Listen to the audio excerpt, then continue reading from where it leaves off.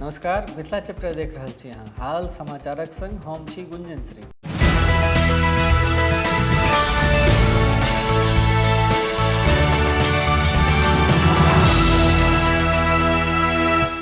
मैथिली साहित्य मंच देसिल बैना हैदराबाद सिकंदराबादक बैनर में रवि दिन अर्थात 18 मई 2023 के नवम अर्धवार्षिकोत्सव मनाओल गेल। एहि उपलक्ष्य में मिथिला विभूति पर्व समारोहक आयोजन भेल। एहि संस्थाक अध्यक्ष चंद्रमोहन कर्ण जनौलनि जे मूल रूप से ऑनलाइन आयोजित भेल ई कार्यक्रम मैथिलीक साहित्यकार सुधांशु शेखर चौधरी, प्रबोध नारायण सिंह आ राजनंदन लाल दास पर केंद्रित छल। एहि कार्यक्रम में मुख्य अतिथिक रूप में मैथिली साहित्यक ख्यातिलब्ध नाम गीतकार सियाराम झा सरस तो विशिष्ट अतिथिक रूप में समकालीन मैथिली साहित्यक दू गोट खरकर नाम डॉक्टर कमल मोहन चुन्नू आ केदार कानन सहभागी छलाह।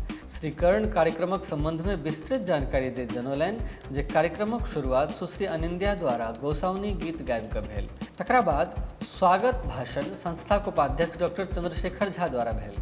पछाइत संस्थाक गृह पत्रिका देसिल वैनाक नवम विशेषांक जे एहि तीनू विभूति पर केंद्रित छल लोकार्पण भेल। ओ आगू जनौलनि जे तकरा बाद अध्यक्षीय उद्बोधन आ फेर तीनू विभूति लोकनिक साहित्य, दर्शन आ कृतित्व पर अतिथि लोकनि द्वारा परिचर्चा भेल। डॉक्टर चुन्नू अपन वक्तव्य में कहलनि जे संपादक जीक नाम से विख्यात सुधांशु शेखर चौधरीक योगदान मैथिलीक लेल अद्वितीय छल। एहि अवसर पर अतिथि लोकनि द्वारा काव्यपाठ सेहो कयल गेल।